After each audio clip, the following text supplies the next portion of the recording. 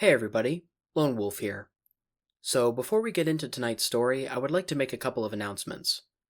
First things first, I would like to give a big shout out to my three guests who are reading this story with me, Fear Street, nexianarrations, and Creepypasta.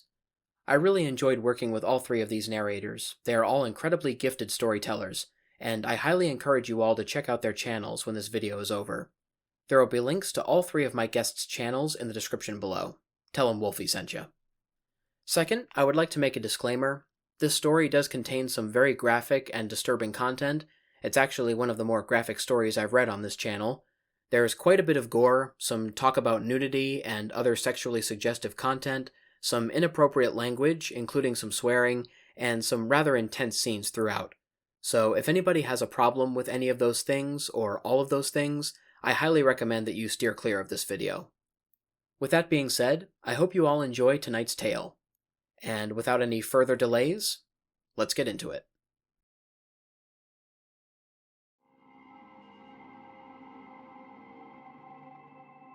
On November 22nd, a rescue party led by Dr. Marcin Incieta into the Dulth-Aral caves of Pompeii discovered a damaged tape recorder tied up in a piece of white guideline.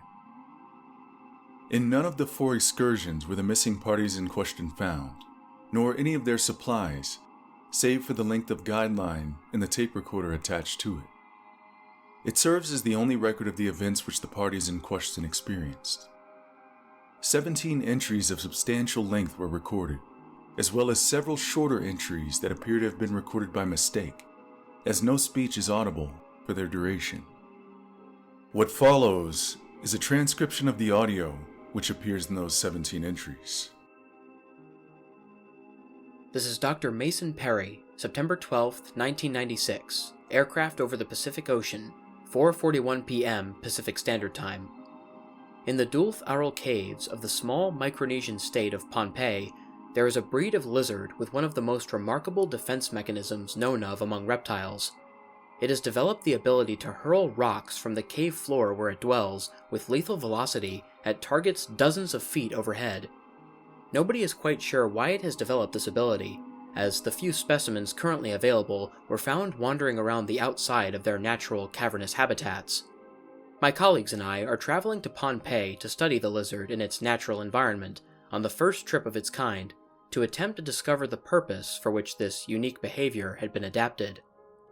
The reason no such expedition has yet been attempted, despite knowledge of the lizard's existence within the scientific community for some 60-odd years, is the various local reports of the danger of the caves.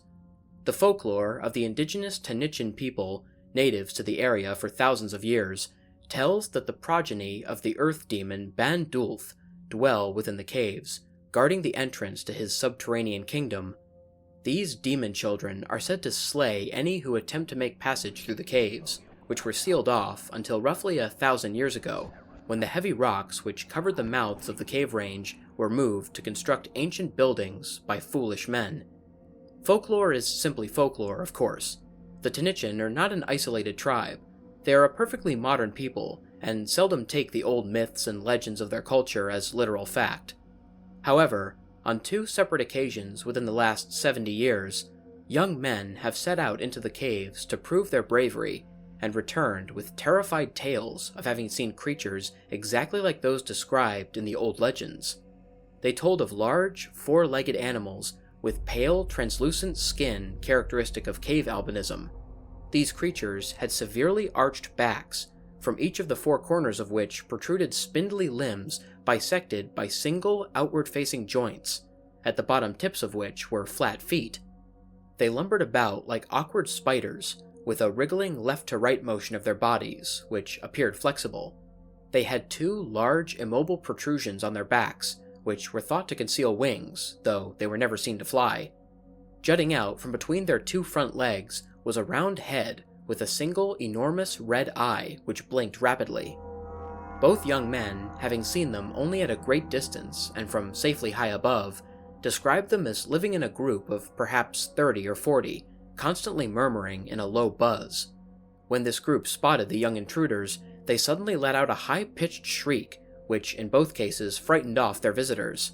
The latter young man claims that he was initially immobilized with utter terror, and was able to summon the strength to run only after they darted toward him with terrifying speed. Because of these sightings, belief in the children of Bandulth had persisted among the Tanichen, and they refused to go into the caves. My colleagues and I suspect that what the young men believed they experienced was heavily colored by the local legends. However, we appreciate that some sort of large crustacean may live within the caves all the same, and as such, have taken certain safety precautions. We have brought binoculars with night vision capabilities, so that we can make our observations at a safe distance from any cave life, and without the need for artificial light sources, which might alert it to our presence. To the latter end, I'm also taking research notes verbally with this dictaphone to avoid the need for light by which to write, should our headlamps need to be turned off. Because no guides for the caves exist, we have brought several thousand feet of highly durable cord with which to mark our path as we traverse the caves. Each of the four of us also has semi-automatic handguns with 15 rounds. Hopefully, we won't have to use these. This is Dr. Mason Perry, September 14th, 1996. Mouth of Dulth Arrow Minor, 3:18 a.m., Greenwich Mean Time, plus 11 hours. We are preparing our descent into the Dulth Arrow Minor, the smaller of the two largest caves in the Dulth Arrow range.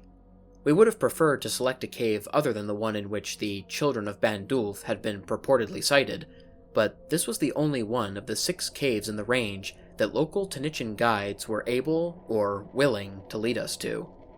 We have suited up with all of the necessary gear for a scientific spelunking adventure, including a 3-day supply of water and food. Our aim is to remain in the caves for a maximum of 18 hours on this trip.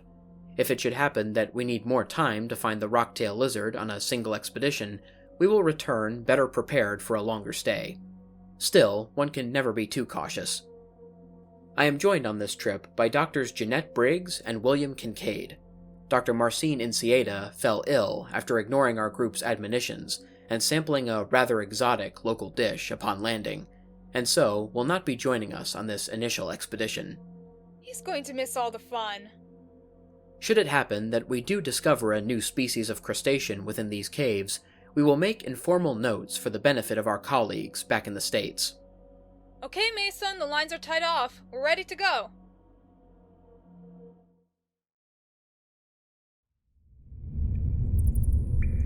This is Dr. Mason Perry, September 14th, 1996, inside the Dulth Arrow Minor, 4:36 a.m. Greenwich Mean Time, plus 11 hours. I'm currently watching a mature rocktail lizard specimen lift and sort rocks. When the lizard lifts a rock, he will turn it over several times in his prehensile tail, and then set it back where he found it. If he comes upon a flaw in the rock, he tosses it up and out of the way of the cave floor. It seems as though the lizard spends some amount of its spare time making sure that its rock supply is more usable in the event of an emergency. Look, Mason. A bat just flew onto the ceiling.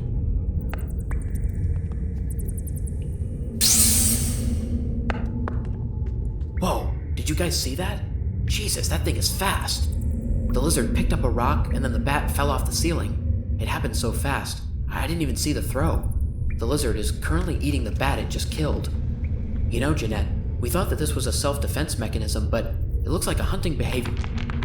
Holy crap, what was that? Jesus, Mason, did you see it? The lizard was trying to hit it. I think it scared it off.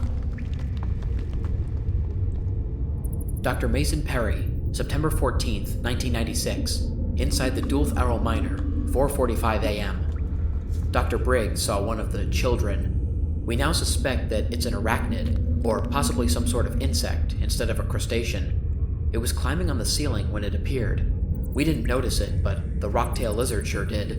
It whipped a series of rocks up at it with shocking speed. Dr. Briggs was the only one of us to follow the trajectory of the rocks quickly enough to catch a glimpse of it. According to Dr. Briggs, it was probably close to 5 feet in total length, and stood perhaps 2 feet high. She didn't get a good look at the creature, but she did confirm a single blinking red eye in the center of its head. I'm not sure about this, Mason. You didn't see what I saw. I don't want to be anywhere near that thing. I say we head back. Dr. Briggs is shook up about the whole thing. Dr. Kincaid and I, however, are anxious to press on. Perhaps it's just because we want to get a good look at these children ourselves. The young men who visited these caves reported that they spent approximately an hour wandering inside them when they discovered the nest. So, given the time spent observing the first rocktail lizard specimen, I figure it's maybe 20 minutes more into the cave until we see it. Dr. Kincaid has been trying to assuage Dr. Briggs' fears by noting that we will be safely high off the ground, and, unlike the young men who visited before us, we will be armed. Stop talking to your damn tape for a second. I'm right here. Don't you fucking narrate over me. I want to head back. That thing was fucking fast, do you understand? You saw how fast that lizard threw rocks and it got out of the way of all of them. These things are quick when they want to be, Mason. I don't want to find out what happens when they see us. Okay, Jeanette, how about this? Would it make you feel better if we use the night vision from here on in? That way they won't be able to see us, so you've got nothing to worry about. Jeanette, you've seen animals on expedition that we know can kill humans easily. What's the first thing you learn about those animals? What did you say the whole way here? That if you leave them alone and stay out of their way, they won't bother you. Exactly. Look, Jeanette, these things are cave spiders, right? Spiders aren't aggressive creatures. If we leave them be and stay way out of their way, and they can't even see us, we'll be fine. I guess. Okay, I'll go. But I want this to go on record. On that little record you're keeping. I think this is a mistake. Duly noted. Dr. Mason Perry, September 14th, 1996, inside the Dulth Arrow Miner. I think it's about 5:15 a.m., but I don't want to turn on my watch light. We can see them. I don't think this is the nest that the locals described, though. There are only 4 of them here. Everything they said about these things is true. The big eye, the spindly legs. I can't speak to the gray skin or the eye's redness looking through these goggles, but Dr. Briggs confirmed that earlier. I was expecting the wings to be larger, though. The rigid coverings only seem to go about halfway down the back. We're still at a pretty substantial distance, and even with these binoculars, I can't get enough clarity to make out a lot of details. But I don't see a mouth on these creatures. They have 2 vertical slits just below the eye, it looks like. I think these are nostrils of some kind, which is leading me to doubt that these creatures are any sort of arachnid or insect. And actually... Hey, Bill, does that look like a tail to you? Where? The one closest to us. Look carefully. It sort of follows the arch of the back, but it's just hanging there. Is that a tail? Yeah, I think it is. Are these things reptiles? I don't think so. The back curves down and the tail follows it. Lizard spines don't arch like that. I think these things are mammals. They look hairless. That's not unheard of for subterranean mammals, and it could be short fur, right? I can't tell at this distance. Okay, you've seen them. Can we go now, please? Yeah, we probably should. Marcin is going to want to see these things himself anyway. Oh, crap. This is Dr. Mason Perry, September 14th, 5:43 a.m. We retraced our steps back to the area where we first observed the rocktail lizard in action, and something's wrong. We followed the line up ahead about 300 feet and saw that it led us across a shallow pool of water. We could easily cross it, but none of us remember crossing any water. Everything past this point feels extremely unfamiliar to all of us. This is what he does. This is what he does. This is what he does. This is how he punishes trespassers. This is what he does. Jeanette is taking it pretty hard. This is what they said. They said that Mantle imprisons people in these caves. Didn't you listen? This is what he does. He's getting us lost, trying to confuse us, trying to draw us in deeper. His children have seen us. They know we're here, and we gave them time. We gave them time to retie our line on a new path that leads farther into the cave. Try to calm down, Jeanette. No cave demon is trying to get us, okay? This is what he does. I wanted to turn back. I wanted to turn back. We could have turned back. We wanted to do our fucking research, and now we're all you understand me? Dad! We're going to follow the line. Jeanette doesn't want to, but she's more afraid of staying here alone. It's possible that falling rocks or rising water have changed the terrain and we don't realize it. If we get to the end of the line and it turns out something did bite through it, at least we'll know. The way I figure it, it'll be dawn soon. Daylight should be an easy enough source to follow to an exit, if worst comes to worst. What the hell are these things? We've been following the line for about an hour, and about 20 minutes ago, we saw 2 more of them. They were standing rear to rear with their hindquarters touching, and lurching back and forth into each other, grunting and buzzing with their eyes wide open and fixed on nothing. It looked like mating. I know insects will sometimes breed end to end like this, so now I'm doubting my suspicions that they were mammalian. I don't believe they saw us, but we've turned off the headlamps just in case. We're currently proceeding with night vision from here on in.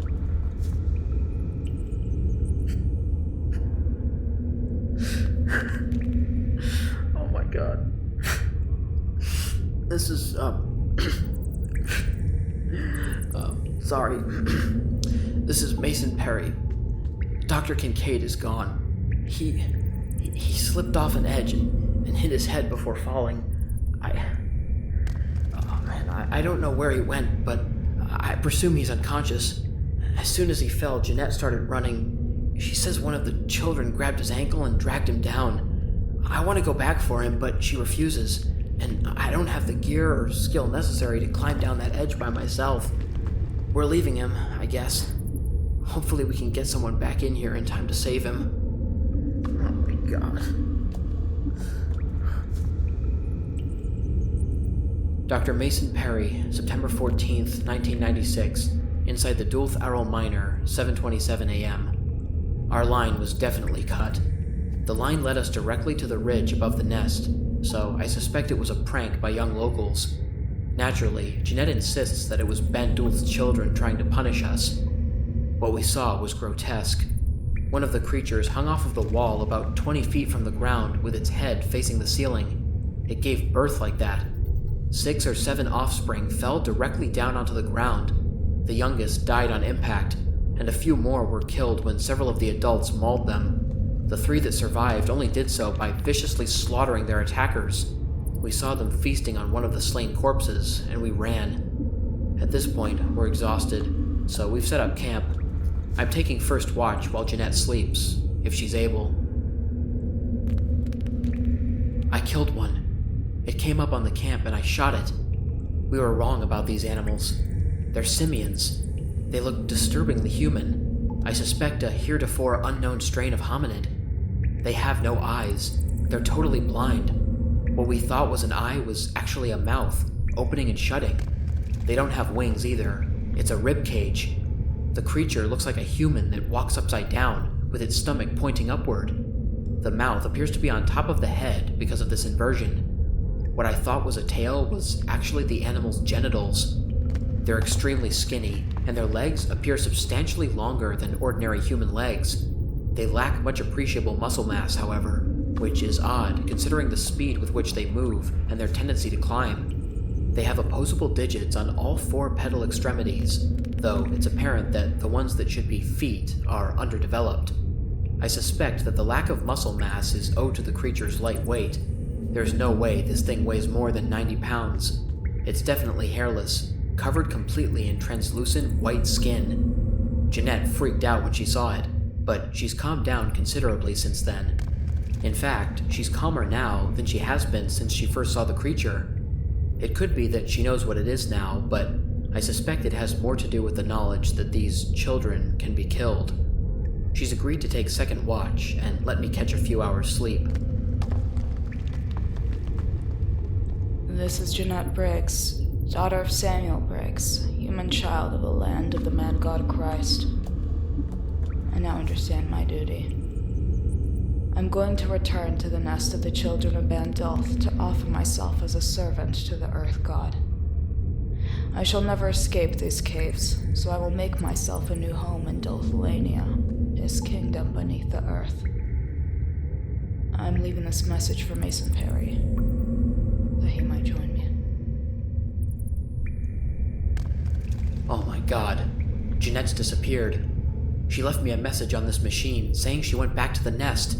Obviously, she's panicking worse than I realized. I have to go after her. If I don't make it back, whoever finds this, tell my kids I love them. And get out. Get out now if you're still in the caves listening to this. Press stop and run. Listen later. Oh god. Oh god. Oh god. Oh god. This is Mason Perry. Crap, I don't even know what the hell time it is. 9:30 a.m., I guess.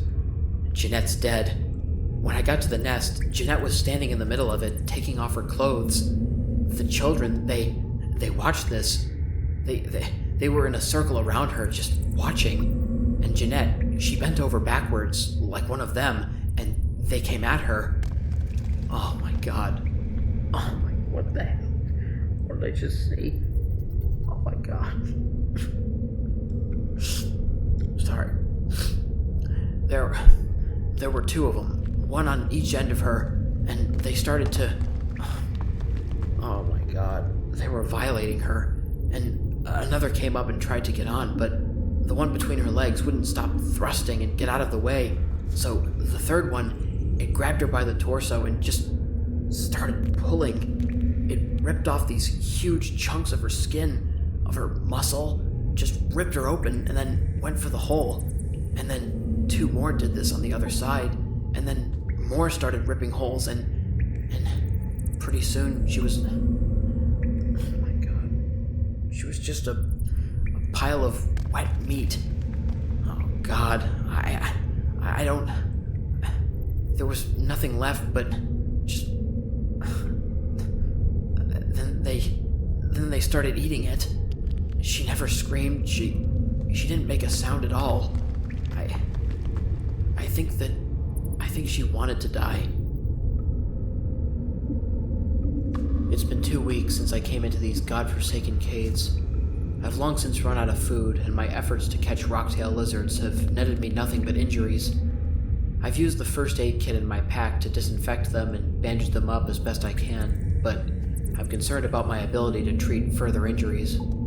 I found some water which looked clear enough to supplement my water supply. Hopefully the rocks have done a passable job filtering it. I've seen several of the children since Jeanette's death, but they don't come near me. I think it's the corpse of one of their own in my campsite that scares them off. I have a theory about the phylogeny of these creatures. I think that they were once a group of early hominids who were trapped in these caves when a rock slide closed the cave mouth. I think they clung to the ceiling as much as possible to stay away from the rocktail lizard, or perhaps to get the drop on it when they were hungry.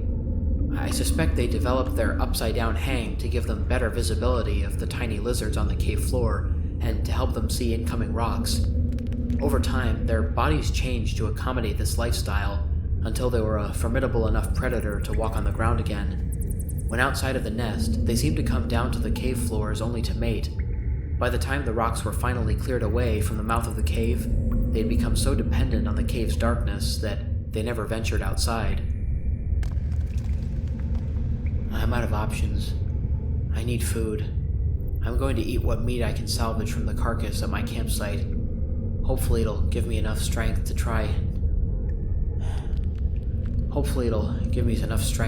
try and get out of here. I suspect that...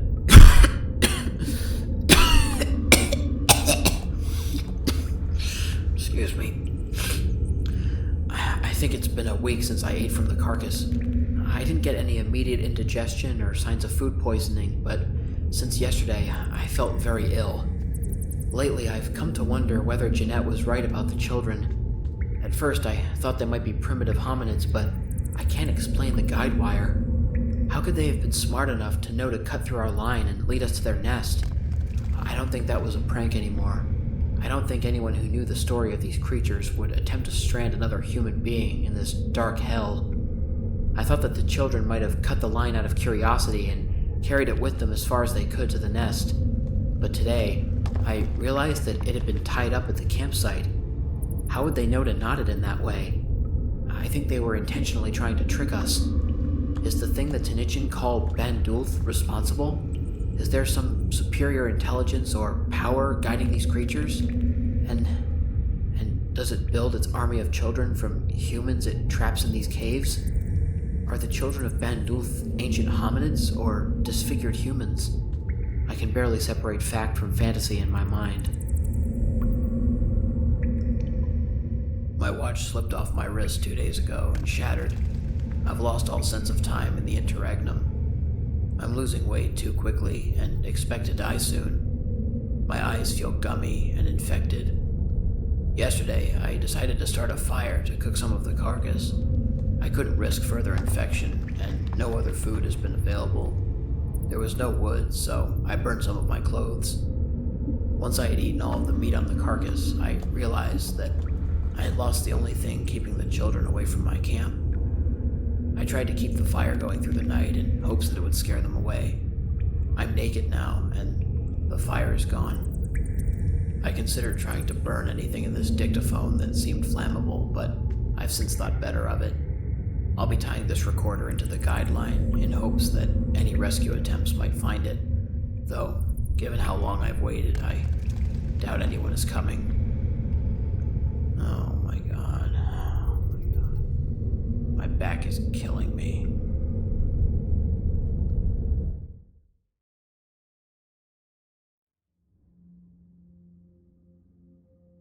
The tape ends here. According to testimony by Dr. Enciera, the rescuers spotted several of the creatures mentioned in the tapes during their second trip into the caves. On the fourth trip, when this tape was found, they opened fire on the one which approached their party, scaring it away. They described this last as stouter than the others, and with what appeared to be bandages wrapped around its arms.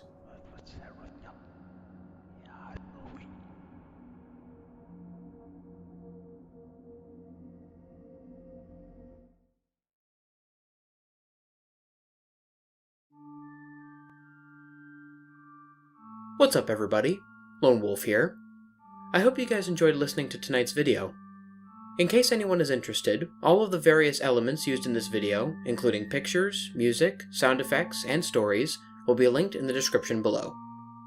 Anyways, if you guys enjoyed the video, please feel free to like, share, and subscribe if you haven't already.